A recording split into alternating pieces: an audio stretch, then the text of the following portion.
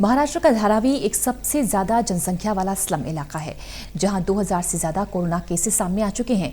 घनी जनसंख्या वाला स्लम इलाका होने के बावजूद की वजह से यहां पर कोरोना को रोकने की कोशिशें भी काफी तेजी के साथ की गई। कोरोना को फैलने से रोकने के लिए धारावी में कई अहम उपाय किए जा रहे हैं। रिपोर्ट देखिए।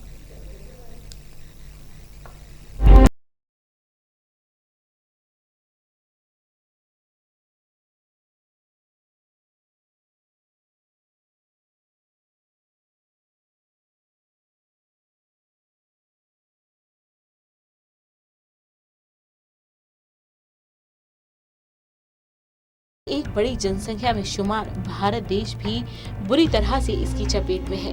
यहाँ भी 4,73,000 से ज्यादा लोग कोरोना की चपेट में हैं, तो वहीं 14,800 से ज्यादा लोग मौत की नींद सो चुके हैं। भारत में भी कोरोना वायरस का बेरहम चेहरा सबसे ज्यादा महाराष्ट्र में देखने को मिल रहा है, जहाँ लगभग 62,000 से ज्यादा लोग कोरोना से संक्रमित हैं, तो वहीं 6,700 से ज्यादा लोग अपनी जान गंवा चुके हैं।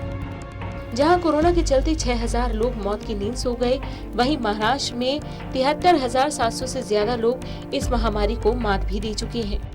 महाराष्ट्र में सबसे बड़ी स्लम आबादी वाला धारावी कोरोना के शिकंजे में बहुत तेजी से और बुरी तरह से आया था। धारावी में 1 अप्रैल को पहला मामला सामने आया था। अब तक यहाँ संक्रमण के 2000 से ज्यादा मामले और 80 से ज्यादा मौतें रिपोर्ट हो चुकी हैं। आधे से ज्यादा कोरोना मरीज ठीक भी हो चुके हैं। करीब 2.5 वर्ग किलोमीटर में फैले इस स्लम इलाके में, जो कि 1 वर्ग मील से भी कम है, 5 लाख से ज्यादा लोग रहते हैं। आबादी के लिहाज से ये मैनचेस्टर और क्षेत्रफल के हिसाब से हाइड पार्क और किंगस्टन गार्डन से भी छोटा एरिया है। यहाँ 100 वर्ग फीट यानी 10 बाय 10 के एक छोटे से कमरे में 8 से ज्यादा लोग एक साथ रहते हैं। यहाँ की 80% आबादी कम्युनिटी टॉयलेट का इस्तेमाल करती है, इसलिए यहाँ कम वक्त में कोरोना के मामलों का ज्यादा से ज्यादा संख्या में सामने आना कोई बड़ी बात नहीं थी। बड़ी बात है बढ़ती हुई कोरोना मामलों को रोकना, जो कि अब धारावी में देखने को मिल रही है। जी हाँ, धारावी में कोरोना पर लगाम लगाने की पूरी कोशिश की जा रही है। धारावी स्लम में युद्ध स्तर पर रोकथाम के उपाय किए गए हैं। इतनी बड़ी जनसंख्या वाले स्लम इलाके में कैसे कोरोना के मामलों में रोकथाम की जा रही है, आइए आपको बताते हैं। हर कैंप में सुरक्षात्मक कपड़ों से लैस आधे दर्जन डॉक्टर और स्वास्थ्य कर्मियों की टीम मौजूद है। टीम इंफ्रारेड थर्मामीटर और पल्स ऑक्सीमीटर की मदद से प्रतिदिन लोगों की जांच करती है। इलाके के 80 से ज्यादा लोगों का तापमान और उनके खून में ऑक्सीजन के लेवल की जांच की जाती है। जिन लोगों को फ्लू के लक्षण दिखते हैं, उनका ऑन स्पॉट कोविड का टेस्ट किया जाता है। इनमें से जो भी कोरोना पॉजिटिव निकलता है, उन्हें तुरंत क्वारंटीन सेंटर भेजा जाता है। अब तक 10,000 से ज्यादा लोगों को ऐसी व्यवस्था में रखा जा चुका है। अगर यहाँ उनके स्वास्थ्य में गिरावट आती है, तो 3 निजी अस्पतालों में ले जाया जाता है।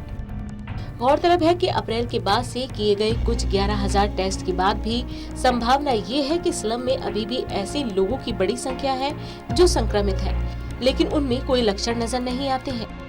अधिकारियों का मानना है कि वो संक्रमण को नियंत्रित करने में कामयाब हुए हैं, जबकि आपको बता दें कि धारावी की झुग्गियों में मौत के आंकड़े काफी कम हैं। इसकी वजह है कि यहाँ संक्रमित ज्यादातर लोग 21 से 50 वर्ष की उम्र वाले हैं। महाराष्ट्र में धारावी में भले ही कोरोना के मामलों को रोकने की कवायद जारी है, लेकिन भारत में महाराष्ट्र एक ऐसा राज्य है जहां कोरोना का सबसे ज्यादा कहर देखने को मिल रहा है। महाराष्ट्र में कुल 1,42,000 से ज्यादा मामले अब तक सामने आ चुके हैं, लेकिन अब भी महाराष्ट्र में संक्रमितों की संख्या बढ़ ही रही है। धारावी में जिस तरह से कोरोना के मामलों को रोकने के लिए प्रयास किए जा रहे हैं, अगर पूरे महाराष्ट्र में और खास तौर पर जो घनी आबादी वाले शहर हैं, अगर वहां भी इसी तरह से सख्ती से लोगों की जांच की जाए, तो शायद ही महाराष्ट्र में कोरोना पर लगाम लगाई जा सकती है। Special desk, total news.